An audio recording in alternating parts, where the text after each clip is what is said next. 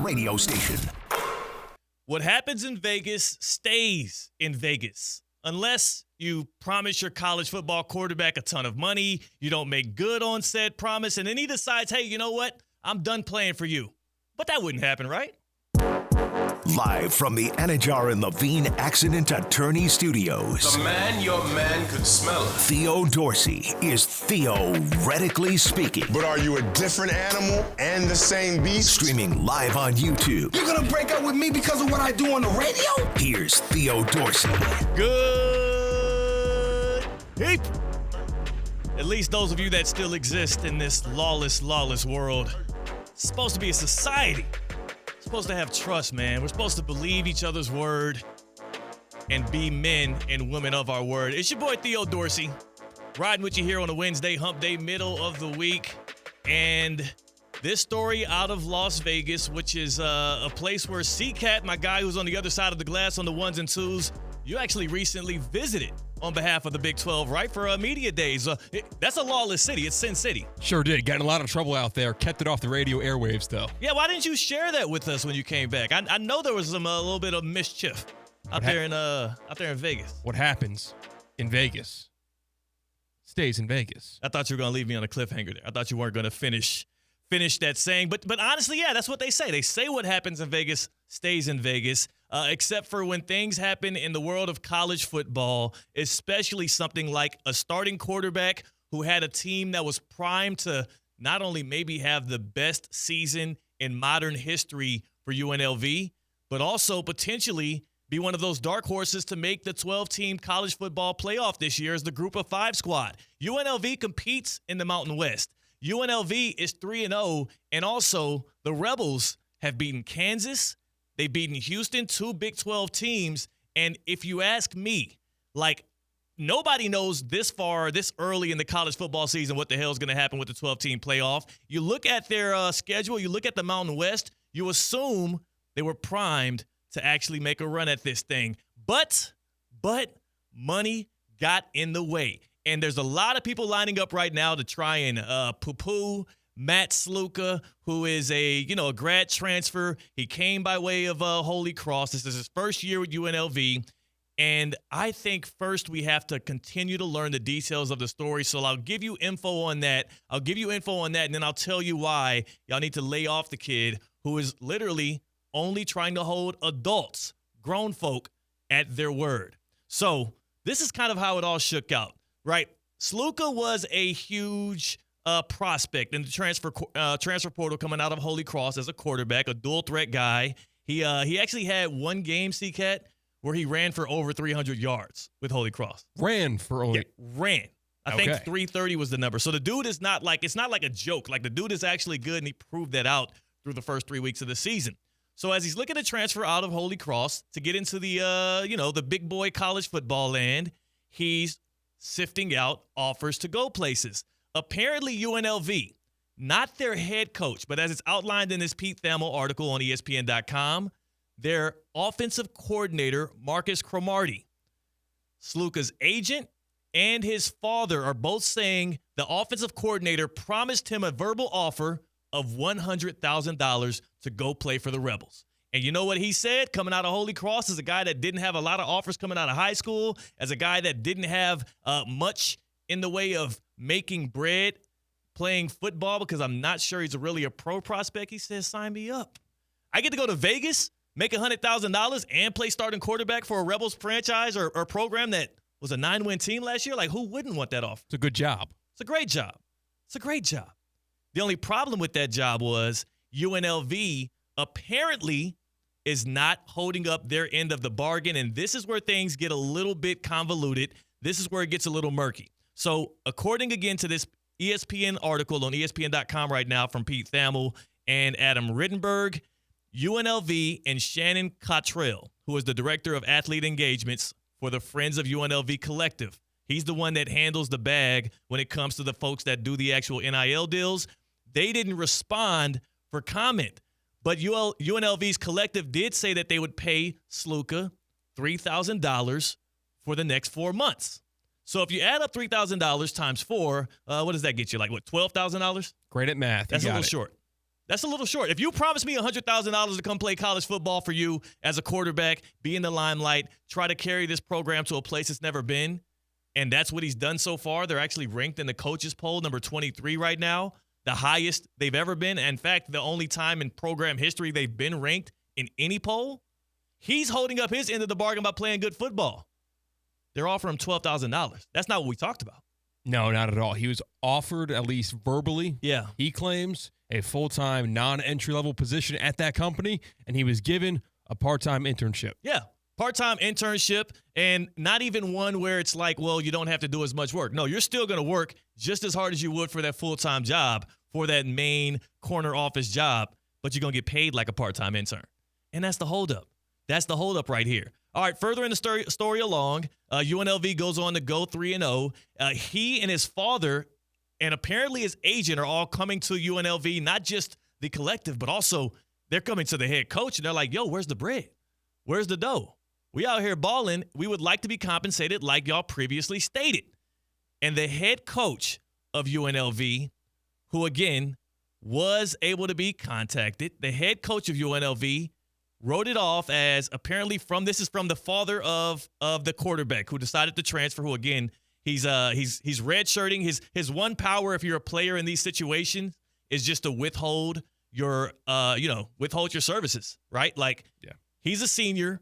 He's not going to have another year of eligibility if he doesn't redshirt. So through 3 games, he can redshirt and then transfer to another school next year. The father apparently was told by the head coach that because that verbal offer was made by the offensive coordinator, it doesn't stand. So a little bit of miscommunication there, a little bit of misinformation right there. And if you ask me at this point, this is where Sluka probably looked at himself in the mirror and said, I have no option but to withhold my services. I have no option but to play the one card that I have in this scenario. I've asked you, head coach, where's my money? I've asked guy who promised it, offensive coordinator, where's the bread you promised me this winter to come here and play quarterback for y'all? And also, I'm delivering on the field. It's not like they're struggling out of the gates and he doesn't have any kind of leverage. That team needs him. He's been balling out. So then last night it happens, and this is like 12:30 a.m. Sluka puts out this message on X, on Twitter, whatever you want to call it. It says, I have decided to utilize my redshirt year and will not be playing any additional games this season. I committed to UNLV based on certain representations that were made to me. That would be the $100,000, which were not upheld after I enrolled. Despite discussions, it became clear that these commitments would not be fulfilled in the future. I wish my teammates the best of luck this season and hope for the continued success of this program. And much to my surprise, because my inclination is always to believe the athlete over the organization, right? Like organizations, governmental bodies, people in authority, like generally speaking, they lie a lot, right? Like they're trying to influence you to do things on their behalf that benefit them. So I'm much inclined to always say, well, hey, maybe he has a point. There's a reason why he's walking away from the game that he loves right now, and it's not some kind of, I'm greedy. I'm going for a bigger bag elsewhere. I was shocked, C-Cat, how many people lined up to take shots at this dude as if he was being selfish. And we're talking about a program, a college football program, a place that's supposed to be showing young men how to mature into great civilians of this world, great men of this world. They're not standing up to their word. I'm absolutely appalled at all the haters out there coming at Sluka, and also I'm fully in support of his decision to take his talents away from a place that was not good enough to stand on their word. My grandpa had one thing, his main slogan, and my grandpa was a man's man, built his own house out there in Bridge City, Louisiana, a little suburb of New Orleans, out there on the West Bank, was a dude who literally not only did he build his own house, raised his own cattle and farm, had all his stuff. He kind of self-made man. He would also help other people out in the neighborhood. He had one thing. All a man's got is his word. UNLV didn't live up to their word. Sluka has the right to leave. And all of y'all that are hating on my guy, y'all need to look yourselves in the mirror and check your own priorities. C-Cat, what was your reaction when you first saw that a guy that had a chance at making the 12-team playoff is walking out on his teammates? What a punk. That was my first reaction because I read the headline, kind of read the tea leaves, saw the situation, saw this kid start off the season red hot, thought he should be getting paid more because he started off so hot, and then he read the article. And like, wait a second. Oh, okay. That's not the complete story. Yeah, and that's the problem right now is we're in a world where, yeah, of course, like when something gets tweeted out, when something gets put out, it's almost like there's a demand for instant reaction. Like that's what it is in this 24/7 news cycle, and the fact that he tweeted this out at midnight and people were out here giving full soliloquies and monologues on the state of college football is that they knew what the hell was going on. The reporting continued throughout the day. We're learning more about it, and the more we learn, the more my first inclination that the actual school itself is the one that should be held accountable for this and is the one that is likely wrong in this scenario is, at least as it appears, to be in the wrong. Now, there's going to be some kind of bounce back from the school. They said that they've given him the money that they promised him. The head coach is apparently denying that the offensive coordinator can offer him that kind of a bag. But if the dude offered him that bag and he came there because of that, you got to honor it somehow. You got to find the money to do so. Maybe that's why UNLV has been, trying to petition to get into the Pac-12. Yeah, and if your OC is handing out offers in monetary form that you can't fulfill, you punish the OC, not the player, right? The OC is the one that gets reprimanded. You got to pay the money, and now you're looking at the OC saying, look, you cost us this $88,000 we didn't have in the budget. That's your fault. Now we got to pay this kid this amount of money. We didn't plan on doing that. And that's the problem, too, for UNLV. I wonder if this was a bigger program, this story likely doesn't get out because forking over $88,000 more than what you assumed isn't an issue. But UNLV's not like attracting. I mean, I know they're in Vegas, so you might assume there's a lot of motion out there. But there's also a lot of other stuff to do. They're drawing like 23,000 people to the stadium on average over the past couple of years for home games. Yeah, it's more exciting probably going to a sports book to watch all of the college football games on a Saturday rather than just watching UNLV. I didn't even think about that. Legit. Like, where else can you do that in a city that has that heavy of a population where, you just pull up to any of your favorite sports books out there and have a good day and watch it all. And, also you can, maybe get some scratch on some of those things. I just don't see how people can line up and point their guns at a kid who is using his one point of leverage to get what he was promised. And that's why I was actually utterly shocked and very disappointed in what we heard from Cordell Stewart on Unsportsmanlike this morning. Cordell Stewart, former Pittsburgh Steelers quarterback, former Colorado Buff in college. He was asked on Unsportsmanlike with Evan Cohen, who's going to join us later on today, Michelle Smallman and Chris Canty, specifically about this, what he thought about Sluka withholding his ability to play for UNLV, redshirting and deciding to transfer somewhere else next year based on a promise that was broken. And all of a sudden, everything just became no longer about bread. As our head coach at the University of Colorado says in his rapping debut, must be the money, right? It must be the money that's turning him out. So here's the problem with that. So he plays 3 games. The money's not, the bag is not right. He chooses to redshirt. Now, who's in control of the narrative for this young kid? One, he is, by letting you know what it's truly about, and also the coaching staff. So now being that he's redshirting, that means he won't play on the field again. He's hoping someone else picks him up because it's about what? It's about the bag. When did it stop being about the bag, and why are we so selective when we're critical of that? Literally every single coach in college football has made moves based on a bigger bag to provide for themselves and their family. Also, this isn't like this is 2018 or 2019. We're living in 2024 right now. We're living in the era of name, image, and likeness where it's so pervasive, it's even trickled down into the high school ranks here. Like, yeah, it's about the bag for high school student athletes these days as much as it is college. Why are we acting new to this?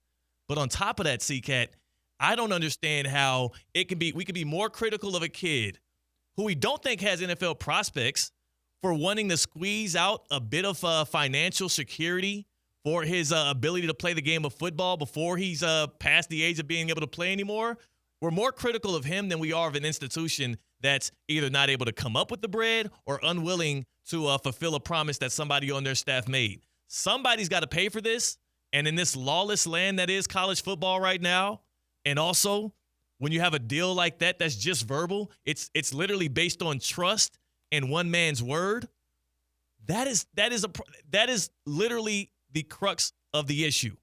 We're talking about a college football landscape that doesn't have the guardrails that it properly needs to both protect the student athlete and the colleges.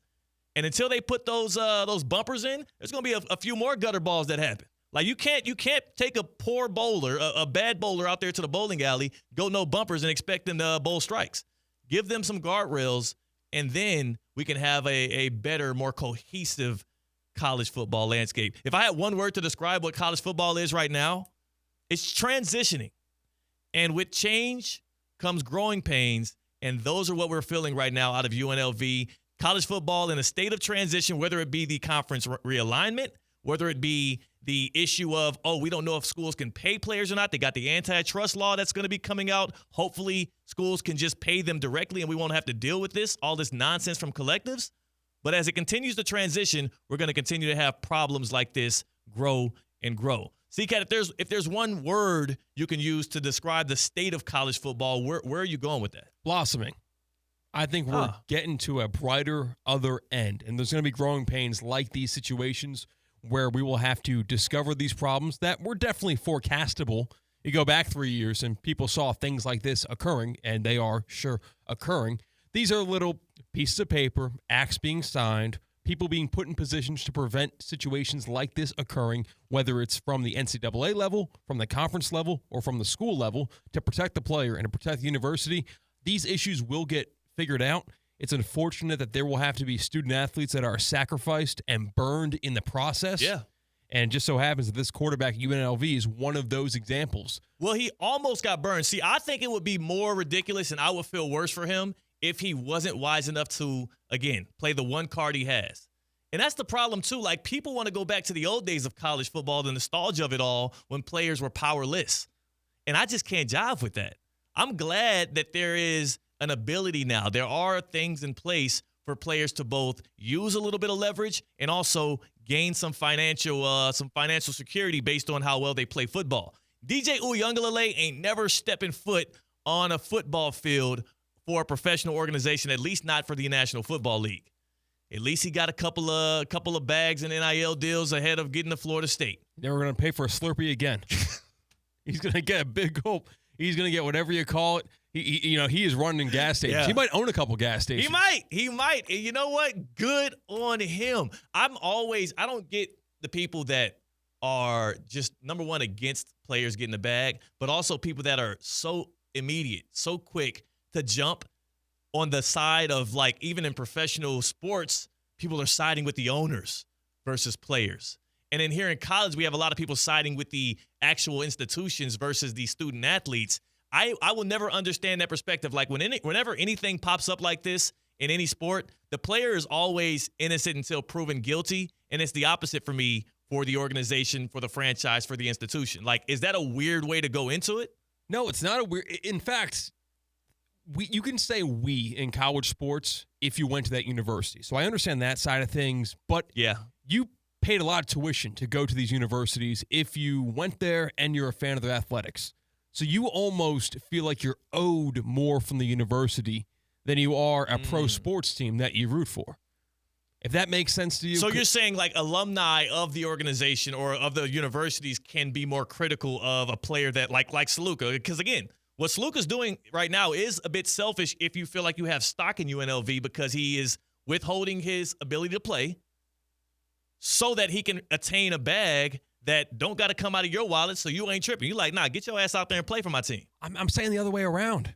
I'm saying you have grounds to expect more from the organization because you paid that organization to be who they are now. So you should hold them more accountable. Absolutely, yes. Yeah, and that's true, too. And then also even for fans of professional teams. Like, it's not like y'all are, it's not cheap being a fan. How much did that Justin Tucker jersey cost you? Ask China. It didn't buy from the NFL. Oh, well, never mind. I guess the Ravens didn't see any of that scrap as well. But again, what is your one word? That's the easiest way to kind of phrase all of this right now, because we are all struggling to figure out not only what is college football right now, but also what is it going to be in the near future. And in our YouTube chat right here, again, presented by Prize Picks, theoretically speaking, on YouTube, make sure you subscribe and tap in. Dion says, talk that talk. She says talk that talk. And the reason why I'm talking that talk right now about college football is because there's a lot of people that are doing the opposite. They're talking that talk on behalf of the organizations, of the governing bodies, and of the schools. And I do believe I am one of those people that was put in this place maybe to stand on behalf of players. So damn it, I'm doing so. College football right now is in a state of transition. Transitioning is the word I would use to deliver what the one word is that describes college football, and I'm curious what yours is. Hit us up right here on the Baptist Health Hotline on Theoretically Speaking, 888-760-3776, 888-760-3776. One word to describe college football today. One word I would also use as a Canes fan right now is cathartic. Feels good. Feels good that the Canes are back on top right now. Whenever the Canes are back on top, it's always good vibes in college football. Penn State, how you? Yeah. Feeling good, optimistic, but cautiously because I know where this road leads. Yeah, that's kind of what it is. That's how most Canes fans have been thinking. I think it's different with Cam Ward. Hit us up, though, on the Baptist Health Hotline. One word to describe college football today. And also, who's in the wrong here, UNLV or the quarterback, Sluka, who decided, I ain't playing if you ain't paying. Baptist Health Hotline. Are you experiencing foot and ankle pain and need to see an expert in the field? Baptist Health Orthopedic Care has a team of foot and ankle orthopedic surgeons and specialists who are regarded as leaders in their specialty. Visit baptisthealth.net/ortho to learn more today. Baptist Health Orthopedic Care combines its resources of experienced physicians and leading-edge treatments and technology to provide advanced orthopedic, foot and ankle, joint replacement, spine, and sports medicine care. Visit baptisthealth.net/ortho for more information today. Baptist Health Orthopedic Care has offices conveniently located in Palm Beach County through the Florida Keys. Learn more by visiting baptisthealth.net/ortho. Again, the number is 888-760-3776. Tap in on the Baptist Health Hotline. What is your one word to describe college football right now? And we both agree, C-Cat, it's just in a state right now of growth. It's in a state of change. And that's going to have its issues that come out. But I do hope there aren't other people, because if there's one situation right here where Sluka steps up and stands up for herself, there's probably dozens of other ones across the nation where players were promised one thing, not delivered said bag, and did not feel they had the power within themselves or within their representation to actually withhold their services. They're going to probably play out the season and let these colleges get away with being ambiguous and being deceiving. Because if you play this season getting paid 10% what you thought you were going to get paid, you're only letting yourself down. And I think it's easier to let yourself down than it is the rest of your team and the school and the fans and even the coaching staff who let you down. It's a lot easier to let yourself down than it is to everyone surrounding you. And by holding out, starting quarterback, playing great this year, beat a couple of Big 12 teams looking on the inside track of a college football playoff berth, to say, you know what? It's the right thing to do. Believe it or not, it's to let everybody else down because they're in the wrong and I'm not. That's a sacrifice he's making, not only to his reputation, but also his competitive nature as a football player. He's making a huge sacrifice as well. Now, of course, it's for his own gain, but I do think that there's other kids out there that are watching him do that, and we are early enough in the season where there can be some copycats. I would expect that. I would expect there to be more of these stories that actually come out now that he was brave enough to step out and do it himself. So by stepping out, what does he specifically gain from that? The fact that he can get this year of eligibility back and play for what he believes he's valued for in 2025? He gets another year of eligibility next year to play for a program that stands by its word, is worth its own salt. He gets that. But then he also loses the risk of having to deal with the ambiguity, because another part of this story that Pete Thamel outlined here on ESPN.com is apparently as they've been reaching out to the multiple people that would be in charge of getting him this money, they've been giving him very wait and see type answers. They've been and they've been doing that for a while. Before the season started, they've been, hey, we got you, just enroll. And then, hey, we got you, just play football. And now they've gotten to a point where it's, hey, we got you, just keep on trudging along. And I think he looked up and he said, hey, there's only one last thing. There's one red button I can push right now. And that was always going to be to withhold his playing services. And he did so. It was the right move for him. It was his only move. And if there was another way for him to attack it, then I would say, I would assume they would have tried to go about that way, but it seems like based on what his agent, his father, and what this story outlines here on ESPN.com is they tried other avenues, and the school was not budging because they knew they were in power. It's like that. It is like that. I think people sometimes, when they criticize the player in these situations, they are stuck in the past where the ideal nature of college football is stuck in 2004 before any of the conference realignment and all that happened, where they played for the love of the game. Newsflash, we're not back then. We're 2 decades in the future, and these are now employees. And how corny are you for being out there trying to criticize a little 23-year-old dude trying to make some scratch based on how good of a football player he is? On the other side, we're going to bring in Evan Cohen from Unsportsmanlike. He's going to jump in, but before we do that, we do have to hit the phone lines again. Your take on what's happening right now in UNLV and college football. Who we got here on line one? We got Chris in Palm Beach Gardens. Chris is in Palm Beach Gardens. You're on Theoretically Speaking. Chris, what's one word you would use to describe college football today? Oh, insane. Insane would be it. And, Theo, I think I'm one of the corny ones. Can we first agree that we can never, ever use the term student-athlete ever again? No. Please. Yeah, it's done. But who was the one that made us use that term, though? Table. Let's remember who made us use that term, the NCAA and the very people that didn't want to pay the athletes in the first place. They were pushing that agenda. Okay, I do have a question I don't know the answer to. Don't they have to petition the NCAA for a redshirt year? And what if the NCAA says, no, I'm not giving you a year just because you decided to quit on your team? I don't necessarily know if the NCAA has to approve red shirts or not. I'm not sure what that process looks like, but I doubt the NCAA would get involved in that and step in the way. I think if a player has the power to choose the red shirt, they're not going to step in and muddy it up even more. That would look terrible on them as a governing and organizing body. So last point, let's say that the offensive linemen who are getting whatever they get were on board with this guy and said, listen, we're all quitting unless you pay this guy. Now you've lost your whole offensive line and your quarterback because you wanted to give some verbal agreement on a little bit of money. Right. And I appreciate the call. That's actually a good point. I appreciate the call on that. That's a good point, C-Cat. I do think that what he's referencing there would be like an act of solidarity, like they're all going on strike. But the problem is those offensive linemen don't have the same leverage that the quarterback would have, and they can threaten to do that. And what if the team is just like, all right, go ahead, red shirt, or quit, or stop playing? They're not going to get the offers in the transfer portal next year because they're going to look like guys that just quit on their team versus that quarterback. Because of how talented he is, there's likely going to be a team that is going to pull the trigger and bring him in. I guess it would have to be these players unionizing. Is that what it sounds like? We're fighting for rights, and it would be, we know that you, UNLV, are trying to move conferences, try to maybe go to the Pac-12, that new conference, even though it's just the Mountain West reforming. That's not the Pac-12. Exactly. You got to come up with a new name. It's not going to look too great to admit, you guys, if all of your starters are sitting out because you don't got your money right. It would be a terrible look on the school, but it also is a huge risk on behalf of those offensive linemen because, again, they don't have the name, image, likeness deals lined up for them. Apparently, his pop said that they had like 25 other deals from other Power 5 schools when he was in the transfer portal coming out of Holy Cross. So apparently he had some options. I doubt the offensive linemen for UNLV have those kind of options. So it would be more of a risk. And also the dude has only been there for like 6 months. I'm not sure if he has the confidence and the backing of his guys like that. Do you think the image of the quarterback who's sitting out because he's not getting the money he's paid are the players on his side, or are they not?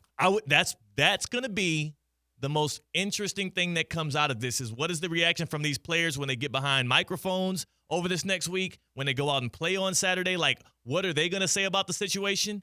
I would hope they at the very least don't criticize him, but I do not blame them for feeling like they got left out stranded because, again, they had hopes from within those walls, from within that locker room, that they could actually play in the college football playoff. I don't think they're doing so without Sluka at quarterback.